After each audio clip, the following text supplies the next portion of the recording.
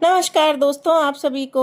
आज हम इस वीडियो में जानने वाले हैं कि इस वर्ष गुरु पूर्णिमा किस तारीख को आने वाली है। जानेंगे उसके शुभ मुहूर्त, उस दिन कौन कौन से शुभ मुहूर्त हैं, क्या महत्व है इस पूर्णिमा का। तो धार्मिक मान्यता के अनुसार गुरु पूर्णिमा के दिन जगत के पालनहार भगवान विष्णु और माँ लक्ष्मी की पूजा करने से साधक को शुभ फलों की प्राप्ति होती है। इस दिन धन और अन्न समेत आदि चीजों का दान करने का बहुत ही विशेष महत्व होता है। पूर्णिमा के दिन दान करने से धन लाभ के योग बनते हैं। इस दिन विष्णु जी और माँ लक्ष्मी जी की पूजा होती है। विशेष चीजों का दान जरूर करना चाहिए। हिंदू कैलेंडर के अनुसार आषाढ़ माह चौथा महीना होता है। इस महीने की आखिरी में गुरु पूर्णिमा का पर्व बेहद उत्साह के साथ मनाया जाता है। इस शुभ अवसर पर पवित्र नदी में स्नान और दान करने का विशेष महत्व होता है। धार्मिक मान्यता के अनुसार पूर्णिमा के दिन पवित्र नदी में स्नान और दान करने से साधक के जीवन में खुशियों का आगमन होता है, साथ ही सभी तरह के दुख और संकट से छुटकारा मिल जाता है। ऐसे में आइए जानते हैं कि कब मनाया जाएगा गुरु पूर्णिमा का पर्व। वैदिक पंचांग के अनुसार आषाढ़ माह की पूर्णिमा तिथि की शुरुआत 10 जुलाई को रात 1:36 से होगी और अगले दिन यानी कि 11 जुलाई की रात 2:06 पर तिथि खत्म हो जाएगी।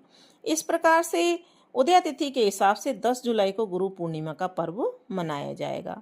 इस दिन सूर्योदय का समय सुबह 5:31 रहेगा, सूर्यास्त 7:22 पर होगा और चंद्रोदय रात 7:20 पर होगा। ब्रह्म मुहूर्त का समय सुबह 4:10 से लेकर 4:50 तक रहेगा। विजय मुहूर्त दोपहर 2:45 से 3:40 तक रहेगा।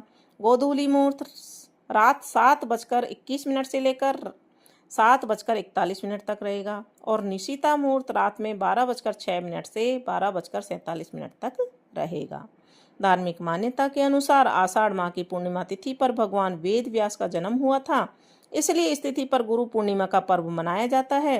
वेद व्यास ने कई वेदों और पुराणों की रचना की थी। इस खास अवसर पर भगवान विष्णु और माँ लक्ष्मी और वेद व्यास जी की पूजा अर्चना करने का खास महत्व है।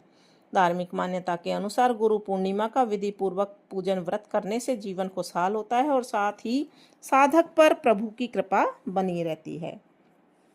यदि आप गुरु पूर्णिमा पर पूजा करना चाहते हैं तो इस विधि से पूजन कर सकते हैं। सुबह ब्रह्म मुहूर्त में उठकर स्नान करके स्वच्छ वस्त्र धारण करें। आप अपने गुरु की तस्वीर या मूर्ति को सजाकर उनकी पूजा करें।